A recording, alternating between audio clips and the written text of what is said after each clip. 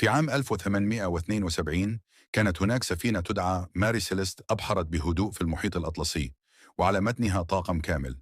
بعد أسابيع رصدت سفينة أخرى ماري سيليست وهي تبحر لوحدها. لا إشارات استغاثة، لا أضرار واضحة، ولا أي حركة على متنها. عندما صعد البحارة إليها كانت الصدمة. كل شيء في مكانه، الطعام موجود، الأغراض الشخصية لم تمس، حتى ملابس الطاقم كانت مرتبة، لكن لا يوجد أي إنسان. القبطان مختفٍ، الطاقم مختفون، ولا أثر لمقاومة أو فوضى. الغريب أكثر، قارب النجاة الوحيد كان مفقودا. فهل غادر الطاقم السفينة بإرادتهم؟ وإن كان كذلك، لماذا يتركون سفينة سليمة وسط المحيط؟ ظهرت تفسيرات كثيرة: عاصفة مفاجئة، خوف من انفجار، ظاهرة طبيعية غريبة، أو حتى شيء غير مفهوم تماما.